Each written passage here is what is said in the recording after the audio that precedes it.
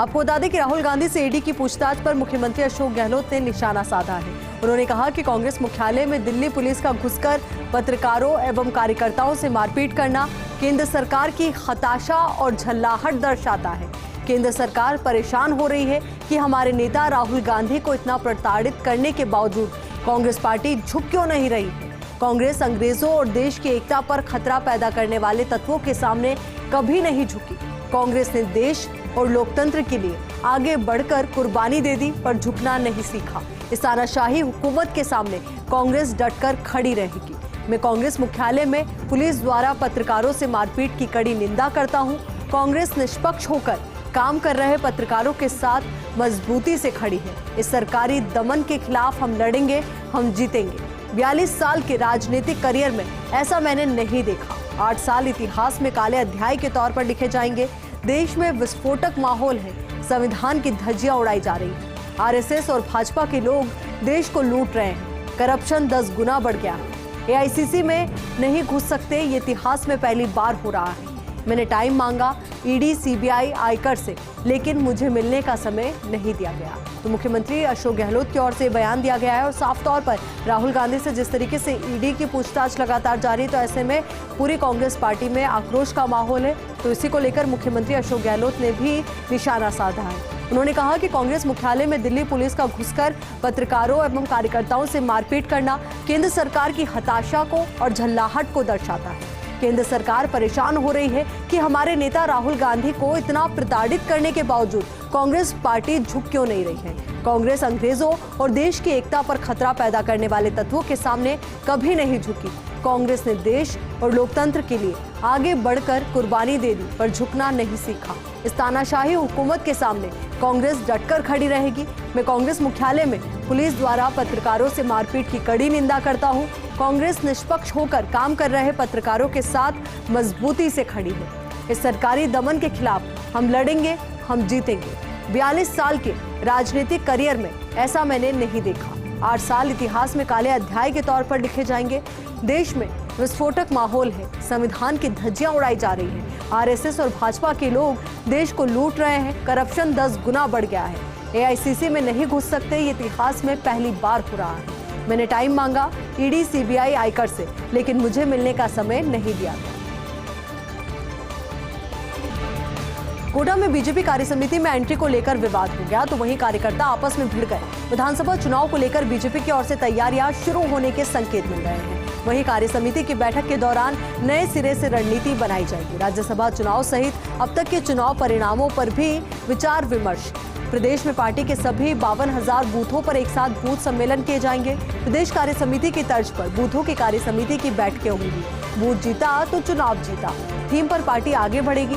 सांसदों, विधायकों और सीनियर नेताओं को बूथ लेवल पर दौरे करवाए जाएंगे। सीनियर नेताओं के चुनावी साल में ज्यादा से ज्यादा प्रवास कार्यक्रम तय होंगे। जून से लेकर 31 जुलाई तक लगातार बूथ मैनेजमेंट प्रोग्राम होंगे। सतीश पूनिया ने कहा कि हाड़ौती से होगा विधानसभा चुनाव 2023 का आगाज। कोटा संभाग से बीजेपी को जनसंघ के वक्त से जनाधार मिलता आया है, इसलिए पार्टी वैचारिक जमीन से ही चुनाव की शुरुआत करने का मन बना चुकी है। तो लगातार बीजेपी की ओर से जिस तरीके से बड़ी बड़ी बैठकों का दौर जारी है, तो साफ है कि बीजेपी आगामी विधानसभा चुनाव की तैयारियों में जुट चुकी है। क्योंकि अगर राज्यसभा चुनाव के परिणामों को देखें तो वो भी बहुत ज़्यादा अच्छे नहीं थे बीजेपी के लिए। हालांकि बीजेपी के एक कैंडिडेट की जीत हुई, पर जिस निर्दलीय कैंडिडेट को बीजेपी का समर्थन था उनकी जीत नहीं हो पाई। तो वहीं कई अन्य मुद्दे भी हैं जिनको लेकर के बीजेपी अभी से तैयारियों में जुट गई है, ताकि मजबूती के साथ अपना पक्ष 2023 के विधानसभा चुनाव में रख सके, तो वहीं एक मजबूत विपक्ष की भूमिका को भी निभा सके। तो बीजेपी कार्यसमिति की बैठक बुलाई गई कोटा में, तो वहीं इस बैठक के दौरान एंट्री को लेकर विवाद भी देखने को मिला। कार्यकर्ता आपस में भिड़ गए। विधानसभा चुनाव को लेकर बीजेपी की ओर से तैयारियां शुरू होने के ये संकेत हैं, क्योंकि वहीं कार्यसमिति की बैठक के दौरान नए सिरे से रणनीति भी बनाई जाएगी। राज्यसभा चुनाव सहित अब तक के चुनाव परिणामों पर भी विचार विमर्श किया जाएगा। प्रदेश में पार्टी के सभी 52,000 बूथों पर एक साथ बूथ सम्मेलन आयोजित किए जाएंगे। प्रदेश कार्य समिति की तर्ज पर बूथों की कार्य समिति की बैठकें होंगी। बूथ जीता तो चुनाव जीता थीम पर पार्टी आगे बढ़ेगी। निश्चित तौर पर अगर जड़ें मजबूत होगी तो पेड़ भी उतना ही ज्यादा हरा भरा होगा। यही वजह कि जड़ों को मजबूत करने की कोशिश और कवायद बीजेपी के यहाँ पर रहेगी। तो वहीं सांसदों, विधायकों और सीनियर नेताओं को बूथ लेवल पर दौरे करवाए जाएंगे। सीनियर नेताओं के चुनावी साल में ज्यादा से ज्यादा प्रवास कार्यक्रम भी तय होंगे। जून से लेकर 31 जुलाई तक लगातार बूथ मैनेजमेंट प्रोग्राम होंगे। सतीश पूनिया ने कहा, हाड़ौती से होगा विधानसभा चुनाव 2023 का आगाज। कोटा संभाग से बीजेपी को जनसंघ के वक्त से जनाधार मिलता आया है और इसीलिए पार्टी वैचारिक जमीन से ही चुनाव की शुरुआत करने का मन बना चुकी है। विधायक शोभा रानी कुशवाहा भाजपा से निष्कासित। शोभा रानी पर भाजपा ने की कार्रवाई। केंद्रीय अनुशासन समिति ने फैसला लेते हुए कहा कि समिति ने शोभा रानी को जारी किया था कारण बताओ नोटिस, लेकिन शोभा रानी ने स्पष्टीकरण देने के बजाय लगाए अनर्गल आरोप। वरिष्ठ कार्यकर्ताओं और नेतृत्व पर लगाए बेबुनियाद आरोप, जो भाजपा के संविधान का उल्लंघन है। पार्टी द्वारा दिए गए अन्य दायित्वों से भी अवमुक्त किया जाता है। पार्टी विधायक के नाते अनुशासन की सीमाएं लांघने पर अलग से होगी कार्रवाई।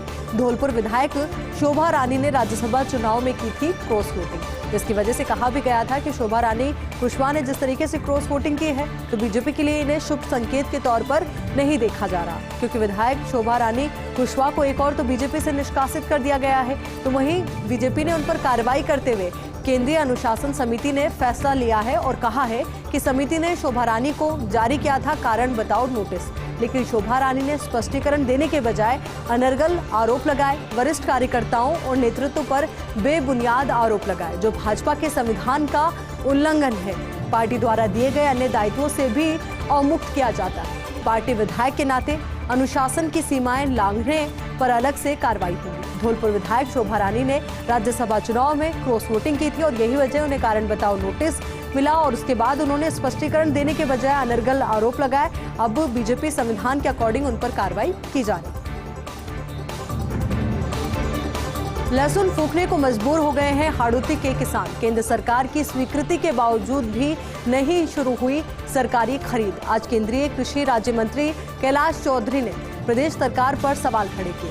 पूछा, केंद्र की मंजूरी के बाद भी राजफेड क्यों नहीं कर रहा है लहसुन की खरीद। इस बीच मंडियों में 5 से 10 रुपए प्रति किलो के नाममात्र के दाम में बिक रहा है लहसुन। अब आप भी सोचिए, लहसुन जो 5 से 10 रुपए प्रति किलो के भाव में अगर मंडियों में बिक रहा है तो कितना फायदा किसानों को हो रहा होगा, या कहें कि फायदा तो दूर की बात है, जो लागत है वो भी नहीं निकल पा रही है। और यही वजह कि कहा जा रहा है कि हाड़ौती के किसान लहसुन फूंकने को मजबूर हो गए। केंद्र सरकार की स्वीकृति के बाद भी सरकारी खरीद शुरू नहीं हुई है। आज केंद्रीय कृषि राज्य मंत्री कैलाश चौधरी ने भी इसी को लेकर प्रदेश सरकार पर सवाल खड़े किए हैं और उन्होंने पूछा कि केंद्र की मंजूरी के बाद भी राजफेड क्यों नहीं कर रहा है लहसुन की खरीद। इस बीच मंडियों में 5 से 10 रुपए प्रति किलो के नाममात्र के दाम में बिक रहा है लहसुन।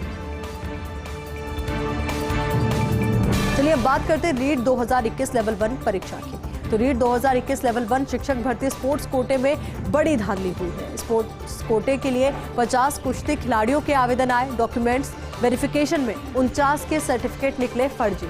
शिक्षा विभाग ने भारतीय कुश्ती फेडरेशन को भेजे थे ये डॉक्यूमेंट्स। स्पोर्ट्स कोटे से भरे जाने थे। भर्ती में 2% यानी करीब 310 पद। 310 पदों के लिए सबसे अधिक 70% आवेदन थे कुश्ती के। चैंपियनशिप नोएडा में हुई, उसे बता दिया जालंधर में। फर्जीवाड़ा करने वालों में लड़कों के साथ लड़कियां भी शामिल हैं। तो फर्जीवाड़ा यहां पर देखने को मिला है। रीट 2021 लेवल 1 शिक्षक भर्ती स्पोर्ट्स कोटे में बड़ी धांधली हुई है। स्पोर्ट्स कोटे के लिए 50 कुश्ती खिलाड़ियों के आवेदन आए। डॉक्यूमेंट्स वेरिफिकेशन में 49 के सर्टिफिकेट फर्जी निकले। शिक्षा विभाग ने भारतीय कुश्ती फेडरेशन को भेजे थे ये डॉक्यूमेंट्स।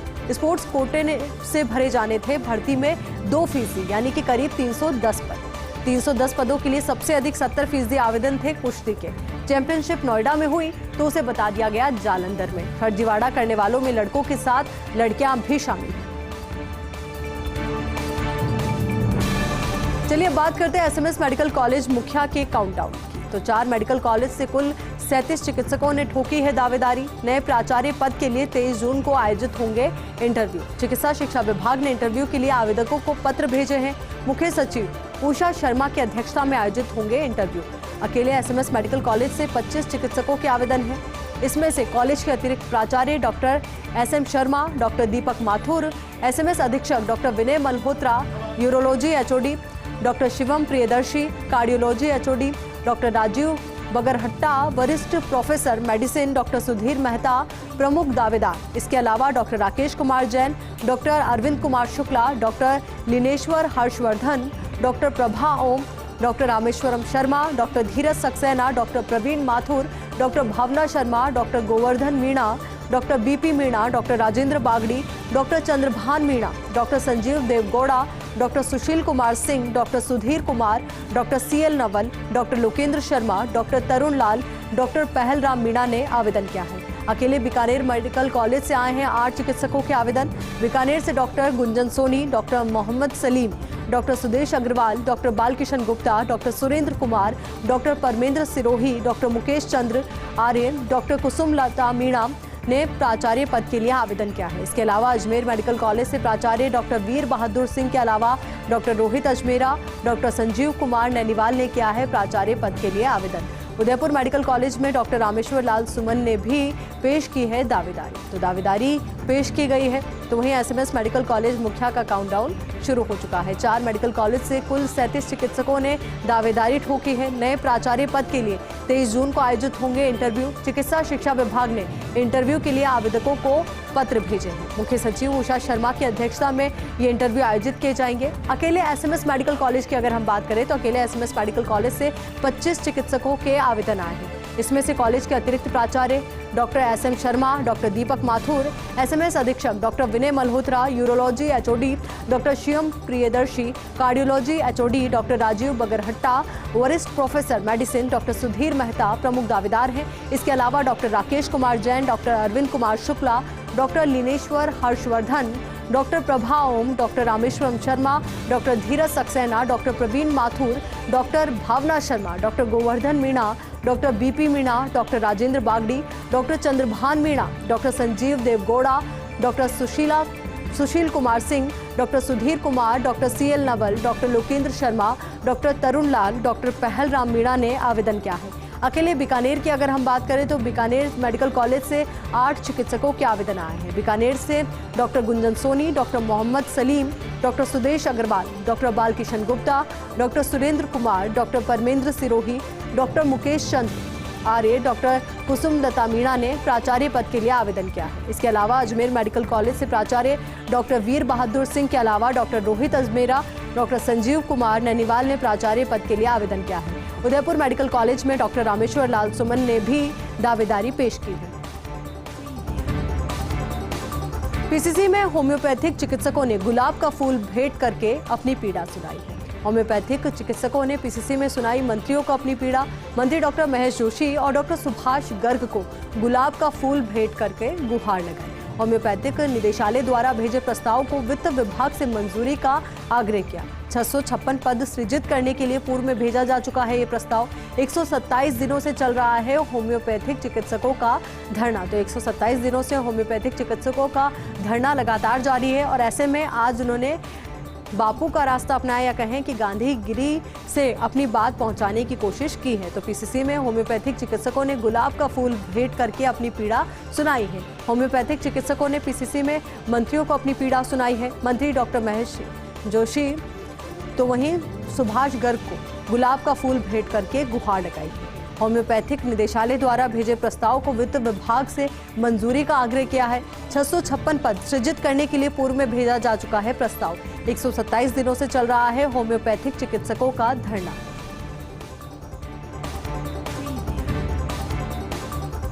राजस्थान में नहीं सुधर रहे हैं पेट्रोल डीजल आपूर्ति के हालात। कच्चे तेल के दाम उछाल पर नहीं मिल रही है राहत। आज अंतर्राष्ट्रीय बाजार में कच्चे तेल के दाम $121। लगातार बढ़ते दामों से भारतीय बाजार में हलचल मची हुई है।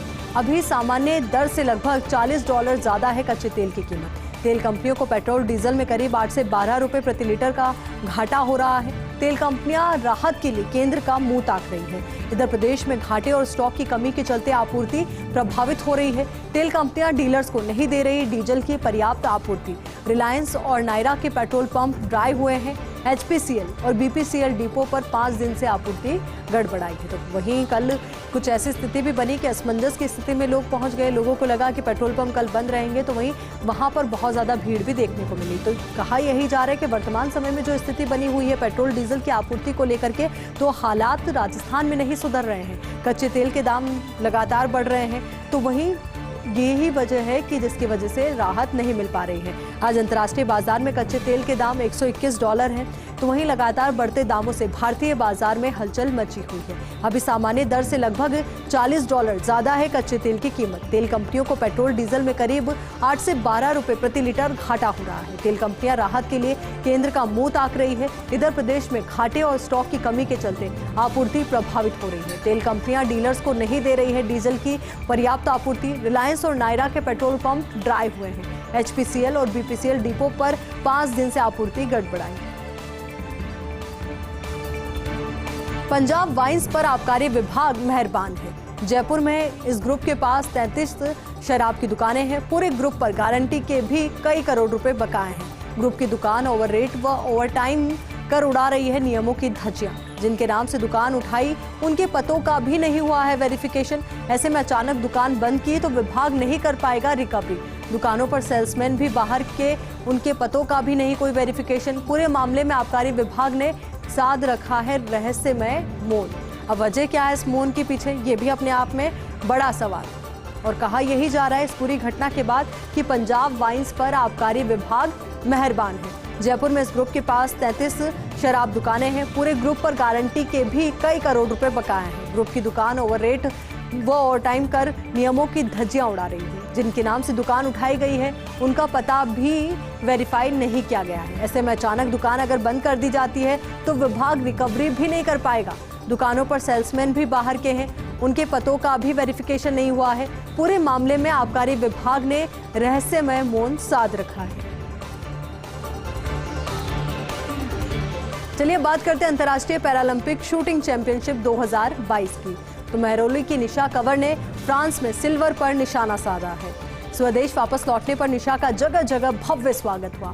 अंतर्राष्ट्रीय स्तर पर सिल्वर मेडल जीतकर पैतृक गांव मेहरौली पहुंची निशा कंवर। रास्ते में निशा का दिवराला ग्राम के श्री अनंत सिंह भवन में स्वागत हुआ। समाज के लोगों ने माला और साफा पहनाकर निशा कंवर का स्वागत किया। निशा कंवर ने शारीरिक बाधाओं को मात देकर हासिल किया है यह कीर्तिमान। 10 मीटर पिस्टल शूटिंग में टीम के साथ दूसरे स्थान पर रहकर सिल्वर मेडल जीता है। निशा 2019 में भी जीत चुकी है अंतर्राष्ट्रीय शूटिंग में डबल गोल्ड। वन विभाग में सहायक वन संरक्षक के पद पर कार्यरत है निशा कंवर। तो अपने आप में एक बड़ा मुकाम उन्होंने हासिल किया है। अंतर्राष्ट्रीय पैरालंपिक शूटिंग चैंपियनशिप 2022 की बात हम कर रहे हैं। मेहरौली की निशा कंवर ने फ्रांस में सिल्वर पर निशाना साधा है। स्वदेश वापस लौटने पर जगह जगह निशा का भव्य स्वागत हुआ। अंतर्राष्ट्रीय स्तर पर सिल्वर मेडल जीतकर पैतृक गांव मेहरौली पहुंची निशा कंवर। तो रास्ते में निशा का दिवराला ग्राम के श्री अनंत सिंह भवन में भव्य स्वागत हुआ। समाज के लोगों ने माला और साफा पहनाकर उनका स्वागत किया। निशा कंवर ने शारीरिक बाधाओं को मात देकर हासिल किया है ये कीर्तिमान। 10 मीटर पिस्टल शूटिंग में टीम के साथ दूसरे स्थान पर रहकर सिल्वर मेडल जीता है निशा ने। तो निशा ने 2019 में भी जीता है अंतर्राष्ट्रीय शूटिंग में डबल गोल्ड। वन विभाग में सहायक वन संरक्षक के पद पर कार्यरत है निशा कंवर। मॉनसून को लेकर मरुधरा वासियों के लिए खुशखबरी है। राजस्थान में अगले 4 से 5 दिन तक प्री मॉनसून की गतिविधियां जारी रहेंगी। प्री मॉनसून में राजस्थान में अब तक औसत 7.9 mm बारिश हुई है। प्रदेश के 3 जिले बाड़मेर, उदयपुर, डूंगरपुर में अब तक सामान्य से अधिक बारिश हुई है। प्रतापगढ़, राजसमंद, बांसवाड़ा, बारां में अब तक सामान्य बारिश हुई है। हालांकि राजस्थान के 33 में से 7 जिलों में प्री मॉनसून की बारिश का इंतजार है। टोंक, सवाई माधोपुर, सीकर, दौसा, भरतपुर, चूरू, गंगानगर सूखे रहे। वहीं 17 जून को तेज हवाओं के साथ बारिश बदलेगा मौसम का मिजाज। तो वहीं राजस्थान में पश्चिमी विक्षोभ का असर 16 से 18 जून तक रहने का अनुमान है। 17 जून को पूर्वी और पश्चिमी राजस्थान में तेज हवाओं के साथ बारिश की संभावना है। 23 से 25 जून के बीच ही राजस्थान में प्रवेश करेगा मॉनसून। पिछले 2 से 3 दिन में उदयपुर, कोटा, जोधपुर, अजमेर संभाग के 17 जिलों में बारिश। दक्षिण पश्चिमी और दक्षिण पूर्वी हिस्से में ऊपरी लेवल पर साइक्लोनिक सर्कुलेशन का असर है। बाड़मेर में सामान्य से 159% ज्यादा बरसात हुई। जयपुर मौसम केंद्र के डायरेक्टर राधेश्याम शर्मा के अनुसार राजस्थान में अरब सागर से नम हवाएं आना शुरू हो गई है, तो वहीं राज्य में नमी का स्तर बढ़ा है। तो वहीं अगर तापमान की बात करें तो तापमान में भी गिरावट दर्ज की गई।